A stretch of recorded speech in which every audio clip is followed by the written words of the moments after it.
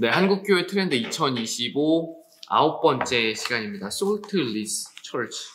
제목부터가 벌써 걱정이 되네요. 네, Saltless Church는 263쪽입니다.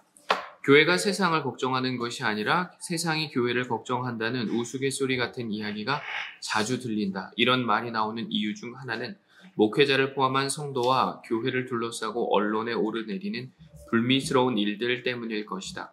한마디로 그리스도인과 교회가 제 역할을 감당하지 못한 채 세속화되고 있기 때문이다. 이는 맛을 잃은 교회와 같다.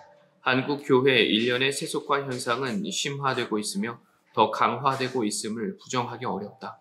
세속화란 사회와 문화의 여러 영역에서 종교의 영향력이 감소하는 현상이다. 세속화는 제도적 측면 외에도 개인적 측면이 존재한다. 즉, 개인의 종교적 신념과 실천이 약화되는 현상을 말한다. 그리스도인으로서 기준점을 잃어버리고 세상이 제시하는 기준이 중심이 되어 살아가고 있음을 의미한다고도 할 수 있다. 교회 공동체가 거룩성을 지녀야 할 대한 공동체로서 기능하지 못하고 세상과 구별되지 못한 채 세상과 닮아가고 있다는 것을 의미한다. 이런 점에서 세속화란 성도와 교회가 세상의 영향을 받아 그 본연의 비전을 상실해가는 현상인 동시에 세상이 더 이상 그리스도인의 삶과 교회의 가르침에 귀 기울이지 않는 것이라고 할 수 있다. 오히려 사회와 그 구성원들이 직면한 세속화 환경, 다원주의, 물질주의, 이성주의 등의 환경이 강해질수록 개신교 역시 세상의 가치관과 문화에 영향을 받게 되었고, 이제는 개신교 신앙 고유의 정체성이 약화될 뿐만 아니라 사회와의 구별이 점점 사라지는 교회 세속화 현상이 나타나게 되었다. 교회 세속화란 신앙인의 믿음이 약화되고 선한 삶의 열매가 사라지는 것, 교회가 세상의 목소리를 발신하지만 세상이 듣지 않으며 사회에 미치는 긍정적 영향력이 감소하는 것, 교회의 교회됨을 상실하고 세상과 같아지는 것 등을 의미한다. 등장 배경. 고리타분한 기독교 교리는 오늘의 시대와 맞지 않습니다. 교회는 꽉 막힌 집단 같아요. 성경 내용은 너무나 비과학적입니다. 툭하면 터지는 교회와 목회자들의 비리는 이제 식상할 정도입니다. 주변 기독교인들도 이기적인 데가 있어요. 자기들 신앙밖엔 몰라요. 무례하기도 하죠. 서구 사회 세속화의 등장 배경으로 여러 가지 요인이 꼽힌다. 첫째는 과학과 이성의 발달이다. 근대 과학은 우주와 자연 현상을 설명하면서 그 원인을 더 이상 종교적인 것, 초월적인 데서 찾지 않고 물리적 세계 안에서 찾기 시작했다. 종교가 자연 현상을 설명하는 최종 권위자의 자리에서 내려왔다. 당연히 믿음보단 이성이 중시되며 신앙심은 약화된다. 둘째로 이성 중심의 사고이다. 이는 과학 발달과 맞물리는데 인간과 사회 현상을 인식하고 판단할 때 신앙이 아니라 이성에 근거하는 것을 말한다. 이는 인간과 사회 영역에서 종교의 권위가 실추되는 결과를 낳았다. 셋째는 산업화와 도시화의 영향이다. 산업화가 촉진되면서 농촌에서 도시로 몰려든 사람들은 도시에서 다양한 종교와 문화에 둘러싸이게 되면서 전통적인 종교 생활로부터 멀어져 세속적인 가치와 생활 방식을 수용하게 되었다.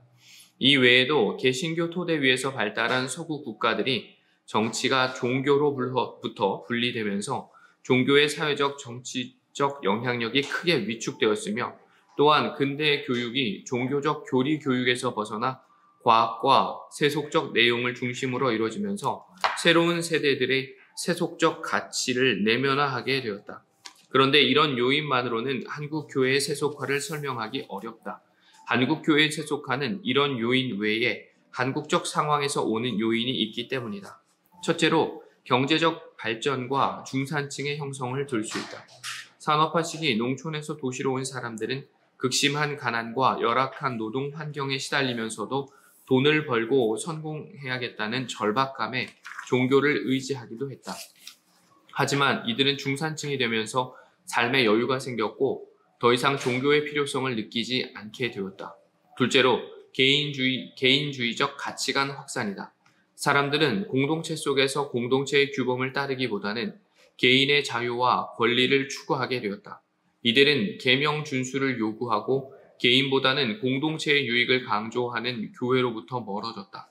또 개인주의적 가치관은 믿음에 대한 헌신보다는 개인의 성공과 행복을 추구하게 되었다. 신앙은 나의 이익을 초월하는 것이므로 자기중심적인 사람들에게 교회는 더 이상 고려의 대상이 되지 않는 것이다. 셋째로 사회적 다원주의다. 한국 사회의 여러 인권의 확대, 성소수자의 인권의 부각 등 다양한 사회적 변화가 일어나면서 전통적인 종교적 가치관의 균열이 나타나게 되었다. 넷째로는 교회 내부의 부조리가 나타났다. 교회의 부패와 교회 지도자들의 타락은 교회 구성원들로 하여금 교회에 대한 회의를 불러일으키고 교회 외부의 사람들에게는 교회에 대한 신뢰를 갖지 못하게 만들었다. 교회 세속화에 대한 현실 인식. 현재의 한국 교회 세속화는 목회자와 교인 모두 공감하는 현실이다. 다행인 건 이거예요. 우리 모두가 공감하고 있다는 거. 이번 한국교회 트렌드 2025 조사를 보면 개신교인 응답자의 81.1%가 목회자 응답자의 90.7%가 교회 세속화 현상에 동의했다. 앞으로의 전망에 관해서도 교인 70.1%, 목회자 82.9%가 한국교회 세속화가 더 심해질 것으로 보았다. 교회 세속화에 대한 현재적 인식도 미래에 대한 전망도 어두운 상황이다. 이러한 조사 결과는 교회가 거룩하게 구별된 공동체라는 정체성과 특별성을 잃어버리고 사회 속 빛과 소금의 역할을 제대로 수행하지 못하는 현실을 보여준다고 할 수 있다. 그리고 이는 많은 이들이 교회를 떠나는 결과로 이어지고 있다.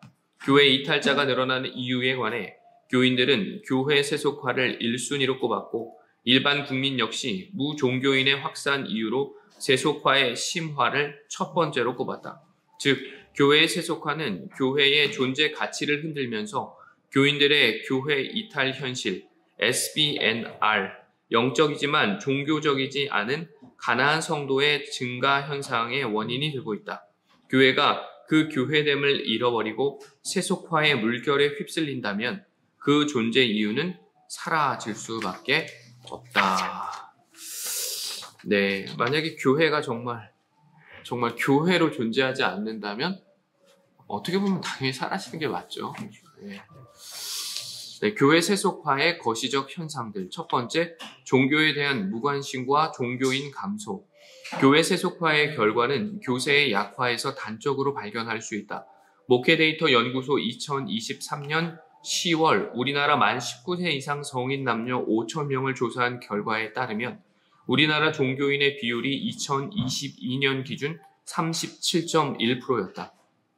2012년 55.1%였던 것과 비교하면 불과 10년 사이에 20% 가깝게 줄어들어 한국 사회의 세속화가 얼마나 빠르게 진행되었는지를 알 수 있다. 더욱이 앞으로 종교 인구 감소 또한 지속될 것으로 보인다. 이번 한국교회 트렌드 2025 조사 결과에 따르면 현재 종교가 없는 사람 가운데 과거에 종교를 믿었던 사람은 40.3%였다. 즉, 현재 무종교인 절반에 가까운 사람은 과거 종교를 믿었던 사람으로서 탈종교 현상이 얼마나 심각한지를 알 수 있다. 현재 무종교인으로서 과거 종교를 믿었던 사람의 경우 개신교를 믿었던 비율이 48.8%, 카톨릭 33.2%, 불교 17.4%로 나타나 개신교 신자의 이탈률이 특히 높았다. 왜 종교가 없는 사람들은 종교를 믿지 않는 것일까? 가장 큰 이유는 종교에 대한 무관심이다. 이번 한국교회 트렌드 2025 조사에서 현재 종교를 믿지 않는 사람들에게 왜 종교를 믿지 않는지 질문했을 때 신앙심이 생기지 않아서가 38.5%로서 종교에 대한 무관심을 가장 큰 이유로 응답했다. 실제 일반 국민들은 종교에 대해 관심이 있다, 없다로 48.8% 있다, 없다 51.2%로 거의 반반이었다. 하지만 주변에서 종교에 대한 사회적 관심이 줄어드는지 늘어나는지 물어본 결과 관심이 줄어드는 것 같다 48.5%, 관심이 늘어나는 것 같다 7.4%로 나타나 관심이 약화되고 있다는 인식을 드러냈다. 종교에 대한 무관심은 종교가 현대인의 생활과 문화와 맞지 않는다는 생각 때문에 형성되었다고 할 수 있다. 현재 무종교인들이 종교를 믿지 않는 두 번째 이유로 종교의 틀에 얽매이기 싫어서 25.0%, 종교가 왜 필요한지 회의가 들어서 10.9%, 그리고 종교가 과학과 맞지 않아서 4.8%를 응답했는데 이 이유들은 종교가 현대인의 생활과 사고방식에 부합하지 않는다는 것이다. 종교에 대한 사회적 무관심은 종교가 미치는 사회적 영향력이 줄어드는 것과 연결된다. 일반 국민들 가운데 한국 사회에서 종교가 긍정적 영향력이 있다는 응답이 61.5%, 없다는 응답이 38.5%로 종교의 긍정적 영향력을 인정하는 비율이 다행히 과반은 넘었다. 하지만 앞으로의 상황에 대해서는 11.2%만이 긍정적 영향력이 늘어날 것으로 전망했고 31.7%는 줄어들 것이라고 응답해 영향력 축소가 예상된다. 두 번째, 교회에 대한 실망과 개신교 인구의 감소. 종교 인구 가운데 개신교 인구도 10년 사이 많이 줄었다.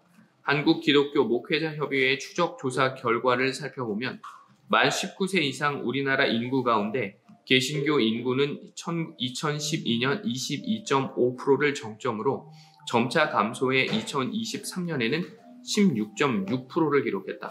그런데 2012년 대비 2017년에는 2.2%나 감소했는데 2017년 대비 2023년에는 3.7% 감소해 코로나의 영향일 수 있겠지만 최근 더 가파른 감소세를 보였다. 이는 앞으로 교세 약화 속도가 빠르게 진행될 수 있다는 것을 짐작하게 한다. 2012년과 2023년, 10년 사이 개신교 인구 증감을 연령별로 살펴보면 20대와 30대 그리고 40대까지 거의 절반 가까이 감소한 것으로 나타났다. 이는 교세 감소뿐 아니라 교회 세대 계승이라는 측면에서 심각성을 보인다. 개신교 인구의 향후 전망도 밝지 않다. 한국교회 트렌드 2025 조사에서 향후 종교를 갖고 싶거나 개종 의향이 있는 국민들에게 향후 믿고 싶은 종교를 질문했는데 불교가 40.5%, 카톨릭이 34.9%로 두 종교가 1, 2위를 차지했다. 반면 개신교는 3위인데 두 종교의 거의 절반 수준인 19.1%로 낮았다. 즉 개신교로의 유입 인구가 유력 종교 가운데 가장 낮아서 향후 교세 증가를 가장 기대하기 어려운 종교가 되었다. 개신교 인구의 감소는 종교 일반의 감소 원인과 다른 원인이 또 있다. 그것은 개신교에 대한 사회적으로 실망이 크다는 점이다. 향후에 갖고 싶은 종교 혹은 개종하고 싶은 종교로 개신교를 선택하지 않은 사람들에게 그 이유를 두 가지 선택하게 했을 때 개신교인의 비도덕적인 모습을 보여서 46.4%, 개신교인은 이기적이라서 24.3%, 개신교인은 배타적이라서 22.6% 등의 부정적 이유가 높았다. 또한 한국교회를 얼마나 신뢰하는지 질문했을 때 19.4%만이 신뢰한다고 응답했다. 한국교회 신뢰도는 2020년 1월 31.8%였다. 코로나를 겪으면서 2022년 8월 18.1%, 2023년 1월에는 21%였다. 코로나 발생 이후 한국교회 신뢰도는 20% 내외 수준에서 고착된 것으로 보인다. 더욱 우려스러운 것은 개신교인과 비개신교인 사이의 인식 차이가 확연하게 차이를 보인다는 점이다. 이번 한국교회 트렌드 2025 조사에서 개신교인은 59.6%가 한국교회를 신뢰할 수 있다고 응답한 반면 비개신교인은 11%만이 한국교회에 대한 신뢰를 표현했다. 교회에 대한 교회 밖 사람들의 시선은 심각한 상황인 것이다. 교회는 자신의 존재로 사회에 선한 영향력을 주기 원하지만 사회는 도리어 교회 자체의 문제를 손가락질하는 상황이 되어버렸다. 즉 교회는 이중적 문제를 맞닥뜨리고 있다. 자기 내부의 건강성과 윤리성을 회복해야 하고 확증해야 하는 동시에 변화하는 사회 속에서 어떻게 선한 영향력을 발휘하는 공동체로 존재할 것인지를 고려해야 하는 것이다. 정말 중요한 부분인 것 같아요. 계속해서 우리가 스스로 내적 자정 능력을 갖추지 않으면 사회로부터 외면당할 수밖에 없죠. 누가 썩은 물을 마실 수 있겠습니까? 냄새 나면 코를 막겠죠, 당연히. 정리하면 사회는 교회를 특별하고 고유한 가치를 지닌 신뢰할 수 있는 집단으로 여기지 않게 되었다는 것이다. 때론 영리하고 고집스러우며 사회 속 다른 집단들의 빛과 어둠을 동일하게 가진 평범한 세속 집단으로 여기는 추세가 점점 강해지고 있다. 3. 개신교인의 기존 교리에 대한 믿음 약화와 윤리적 기준의 변화. 성경에는 이혼이 죄라고 말하지만 싫은 사람과 어떻게 계속 살 수 있겠어요? 술, 담배는 기호품 아닌가요? 안 그러면 회사 생활에 어려움이 있어요. 교회 세속화 현상이 문제가 되는 가장 큰 이유는 세속화가 개신교 고유의 신앙과 삶의 방식을 약화시키는 것으로 나타나고 있기 때문이다. 이를 확인하기 위해서는 시간에 따른 통계적 변화를 살펴보는 것이 도움이 된다. 한국기독교 목회자협의회가 1998년부터 2023년까지 5회에 걸쳐 시행한 개신교인 추적조사 결과를 보면 율신신앙, 예수재림, 종말론, 생명복제 반대 등 개신교의 기본적 교리에 대한 교인들의 믿음이 꾸준히 약화되는 추세를 보이고 있다. 그리고 타 종교에도 비교적 관대한 태도를 보이는데 교회 출석 개신교인들을 대상으로 한 한국교회 트렌드 2025 조사에서도 타 종교에도 진리가 존재한다에 50.7%가 동의하였고 타 종교에도 구원이 존재한다에도 10명 가운데 3명 가까이 동의했다. 이런 교리적 차원의 믿음과 함께 신앙인의 비윤리적 기준과 실천도 변화를 겪고 있다. 이번 조사에서 개신교인이 비개신교인보다 더 윤리적이어야 한다는데 67.8%가 동의를 했는데 실제 생활에선 개신교인이 더 윤리적이다라는 데 45.6%만 인정했다. 당위성과 현실에서의 차이가 상당히 달랐던 것이다. 구체적인 윤리 이슈에 대한 태도를 보면 이혼, 인공유산, 음주, 흡연, 혼전 및 혼외 성관계, 동성애 등 이슈에 관해 상황에 따라 할 수 있다거나 해도 무방하다라는 응답이 25년간 계속해서 증가해왔다. 예를 들어 이혼이 가능하다는 응답은 1998년 35.9%에서 2023년 70.3%로 혼전 성관계가 가능하다는 29.5%에서 70.6%로 증가했다. 심지어 혼외 성관계도 8.7%에서 21.7%로 3배 가까이 증가했다. 사안마다 증가폭이 차이는 있지만 거의 모든 이슈에서 개신교인들은 허용적인 태도로 바뀌고 있다. 사회적 맥락과 국민들의 인식이 변화되고 특히 개인의 권리를 존중하는 것이 중요해지고 있기 때문에 이러한 추세가 다시 회귀하기는 쉽지 않은 일이다. 이런 상황에서 그리스도인으로서 여전히 빛과 소금의 역할을 하기 원하는 우리는 어떻게 응답해야 할까? 양극단에 서는 것이 가장 쉬울 수 있다. 어떤 이들은 무조건적으로 변화를 반대하고 기존의 전통적인 실천을 고집한다. 또는 무조건적으로 변화를 긍정하고 타인의 의견과 생각을 인정하는 이들도 있다. 그러나 어느 쪽이든지 극단에 서는 것은 좋은 방법이 아니다. 실제로 개신교 전통 역시 시대를 겪으며 변화해 왔고 세속화에 깃든 합리적 사고나 인간의 권리를 중시하는 가치들은 성서와 개신교 전통 역시 중요하게 여긴다. 그러나 그 안에 우리 신앙과 양립하기 어려운 문제들이 분명히 있고 때문에 신앙인의 믿음과 삶이 흔들리는 것들도 있다. 그러므로 이러한 두 가지 극단의 입장보다는 변화하는 상황과 사회적 맥락을 깊이 성찰하고 개신교 신앙 위에 적절한 응답이 무엇인지 지속적으로 논의하고 실천을 다듬는 일이 필요할 것이다. 4. 젊은 연령대일수록 확연하게 나타나는 세속화.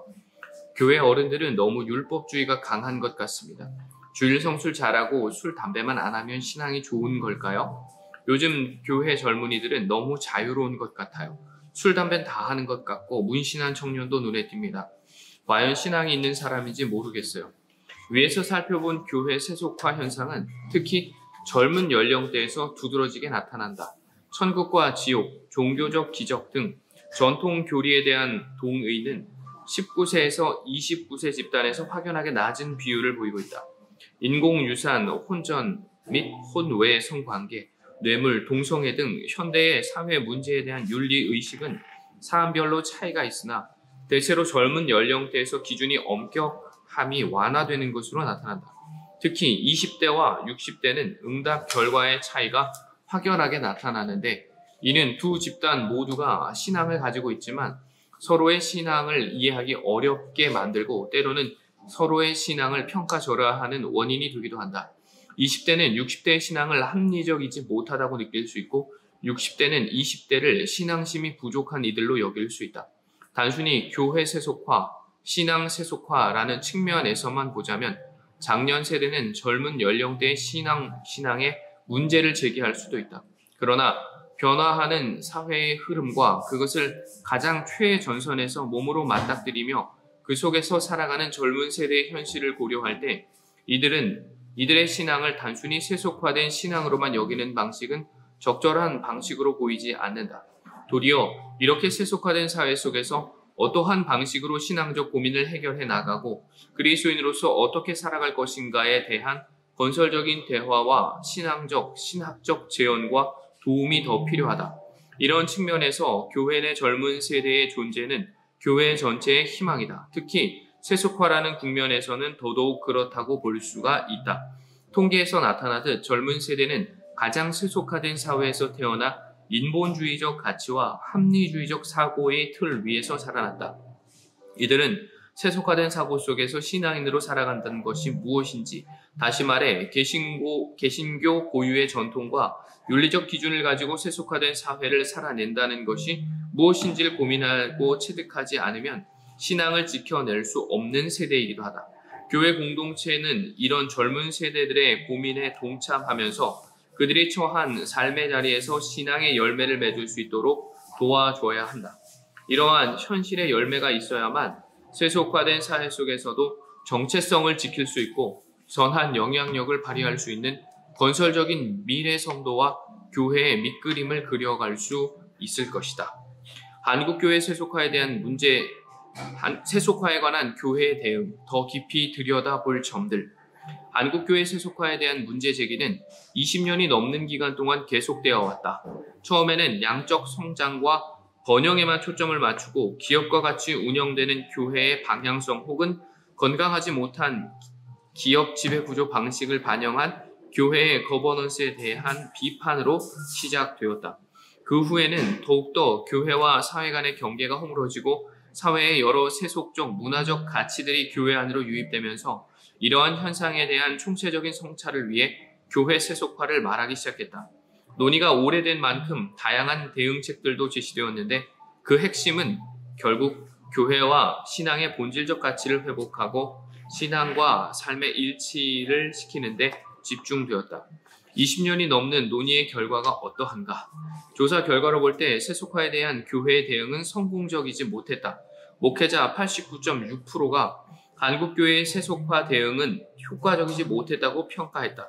논의는 지속되었고 교회와 신앙인의 정체성을 지키기 위한 노력도 계속되었지만 교회의 세속화라는 큰 흐름은 막지 못한 것 같다. 오랜 시간의 논의와 대응을 돌아보면서 이제는 보다 긴 안목을 가지고 세속화된 사회를 살아가는 그리스도인의 존재 방식을 다시금 성찰할 필요가 있다.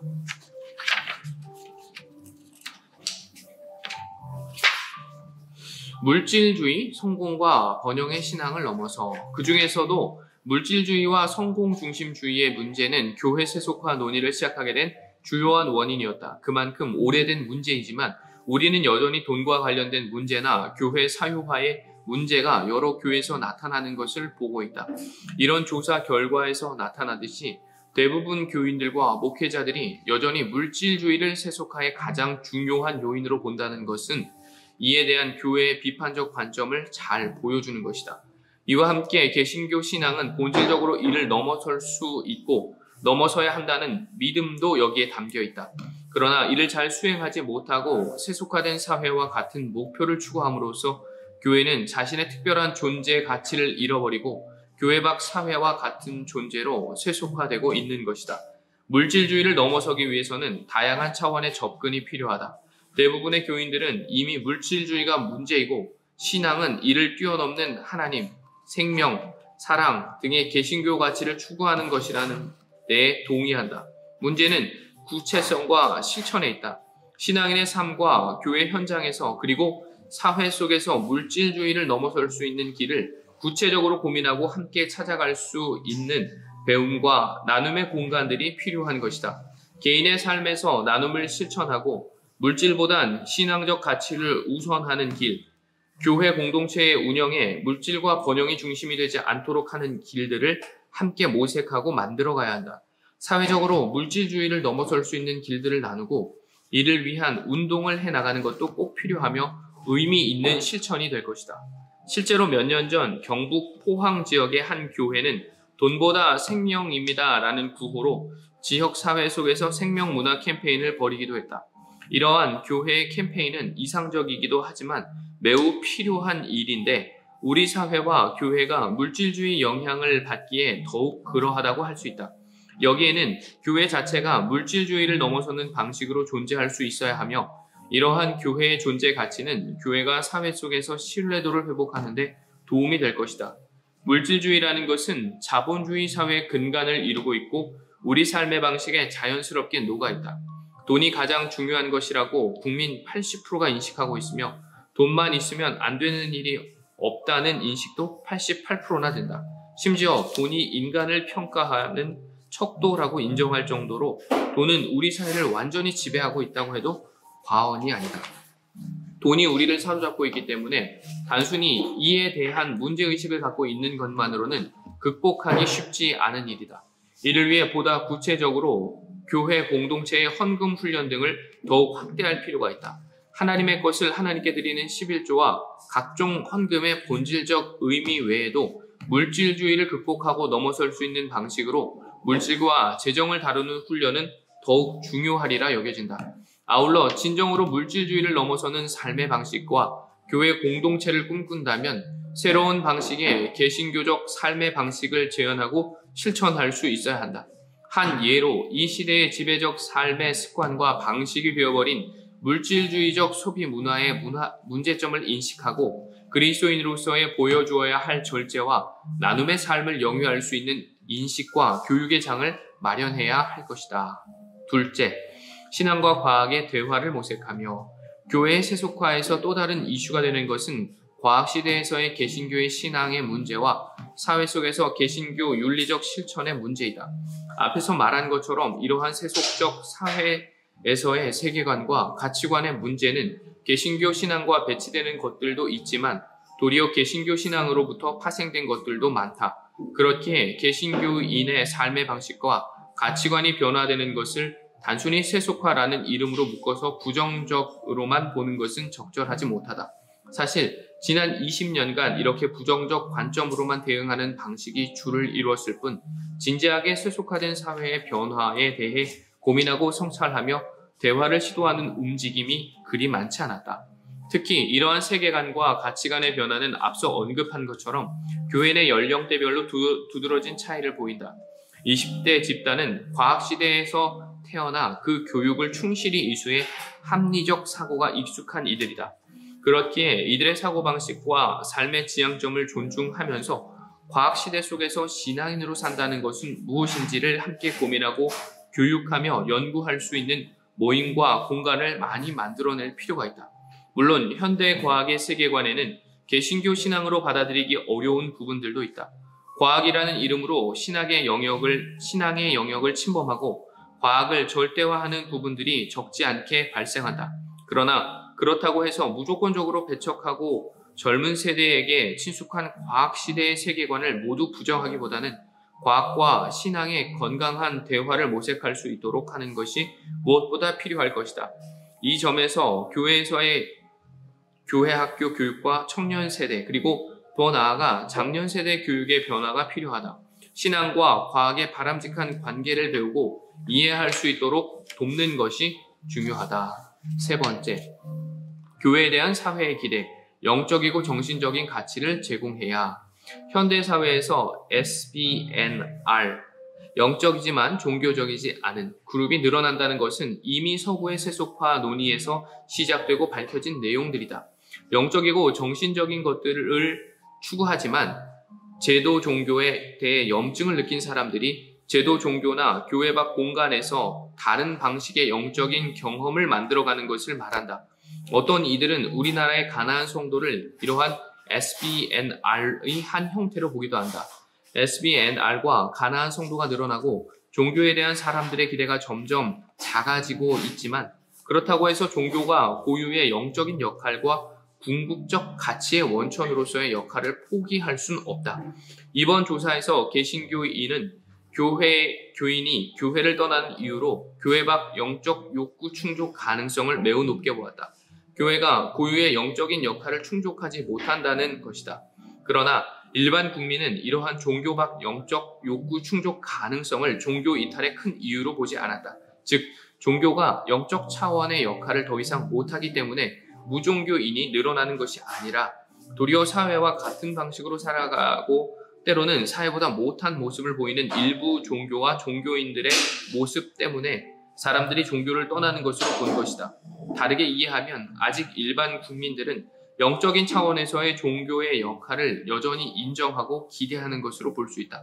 개신교인으로 미디어와 종교 연구를 꾸준히 해온 서울여대 박진규 교수는 미디어 연구를 통해 종교에 대한 사회적 기대를 읽어낸다. 그에 따르면 물질 만능주의에 대한 문제 제기와 함께 대안적이면서 궁극적인 가치, 정신적이고 영적인 가치를 드러내는 것은 여전히 종교가 담당하는 영역이다. 그리고 사회 역시 여전히 이러한 기대를 종교에 걸고 있다. 신앙인들과 종교 공동체가 그러한 대안적 가치들, 물질주의를 벗어난 정신적 가치들을 실천할 때는 환영받지만 그렇지 못할 때 종교는 외면받으면서 사회에서 제대로 된 기능을 수행할 수 없게 된다. 이러한 통찰은 세속화로 인해 그 영향력을 급속하게 상실하고 있는 한국 교회에 시사하는 바가 크다. 교회 공동체는 개신교 전통이 가진 고유한 영성과 삶의 방식을 긍정하면서 교회에 기대하는 사회의 바람에 부응하고 이를 위해 필요한 것들을 성도와 교회 공동체가 갖출 수 있도록 해야 한다. 이는 인지적 차원의 교리 교육에 국한하거나 이른바 교회와 세상과의 대립을 강조하는 문화 전쟁의 차원으로 전개되어서는 안 될 것이다.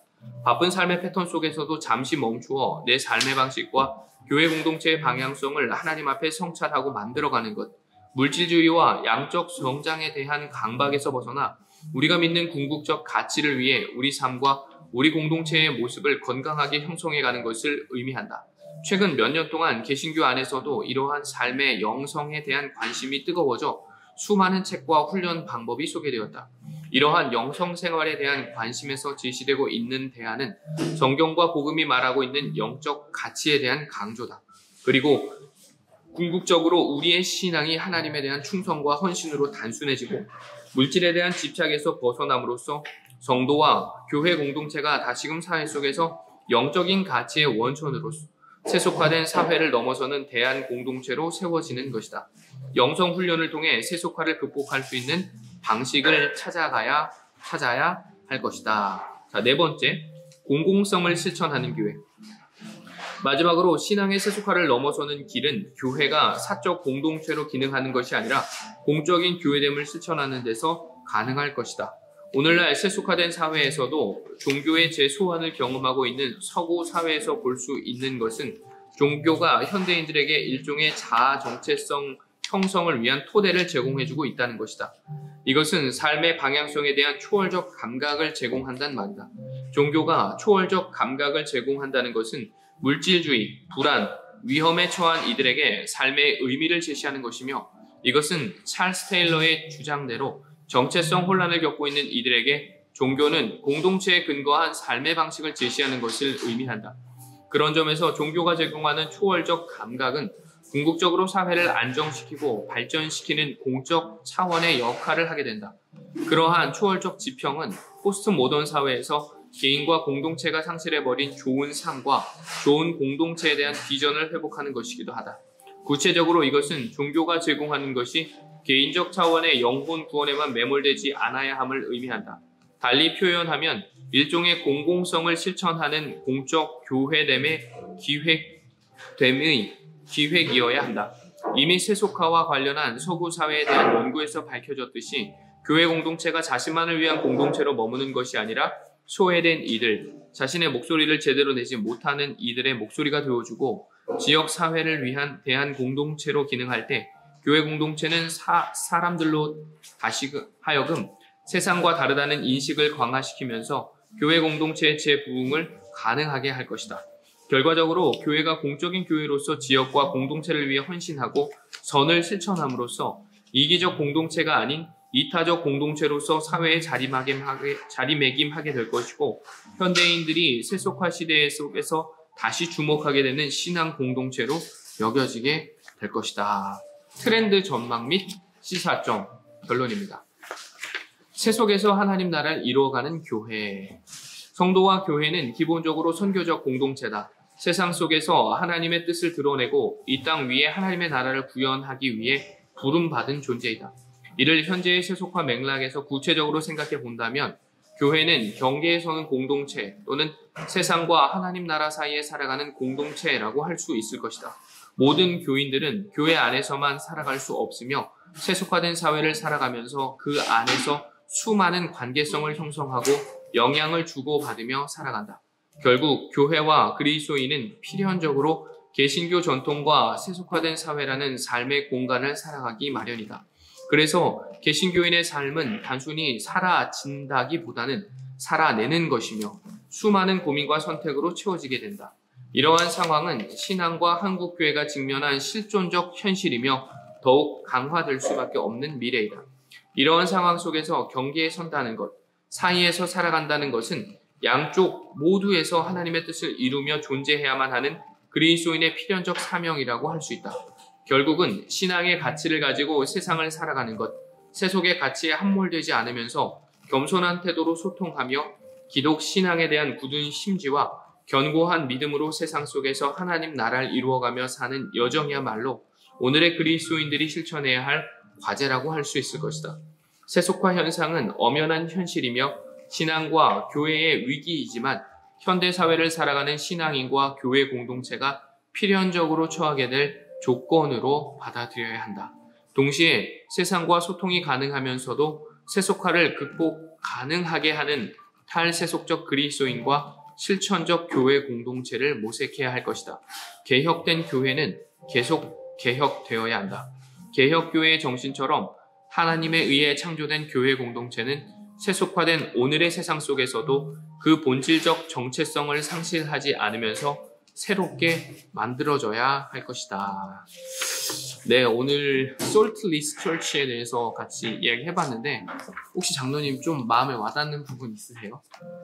네, 전체적으로 읽어보면서 정말 가장 중요한 거는 그리스도인의 정체성을 잘 확립할 수 있도록 하는 거고, 그 다음에 복음의 그 진리 안에서 바로 서 있어야 된다라는 것이 되게 중요하다는 생각이 들어요. 그러니까 우리가 예전에는 못 살아서 이렇게 하다가 보니까 굉장히 기복신앙으로 이게 성장을 했잖아요. 그러다 보니까 그 안에 이 복음의 핵심적인 것들이 정확하게 이 사람들한테 인식되지는 못하는 것 같아요. 그래서 저는 그러니까 우선 기본적으로는 그 복음의 핵심을 정확하게 심어주는 것이 필요하고, 그리고 그 위에 덧붙여 나가야지 된다고 생각을 해요. 그래서 어쨌든 그 기초를 가지는 거, 그러니까 결국 그게 믿음인 거잖아요. 네. 그 믿음의 기초를 잘 가질 수 있도록 해야 하는 것도 가장 기본적으로 해야 되지 않을까. 네, 맞습니다. 그러니까 저도 우리 교회가 좋은 점도 참 많지만 또 연약한 점들도 있잖아요. 근데 왜 이렇게 연약할까 하는 생각을 좀 하다가도 또 한편으로 드는 생각은 그 연약함이 옥석을 가려내는 어떤 또 잣대가 될 수도 있겠다 하는 생각이 들어요. 그래서 그 연약함을 숨기려고 하기보다는 그냥 가감없이 얘기하고, 그럼에도 불구하고 복음 하나 또 진리에 서서 주님의 몸된 공동체를 건강하게 세워가고 또 바르게 세워가는 것이 가장 중요한 네. 그 본질이잖아요. 네. 그 본질에 주목하는 사람이 있다면 또 같이 해서 또 함께 세워가면 좋겠다는 생각해봐요. 어쨌거나 오늘 또 솔트리트 처치에 대해서 같이 나눠봤는데 일단 함께 해주셔서 감사합니다. 또 한 주도 평안하세요.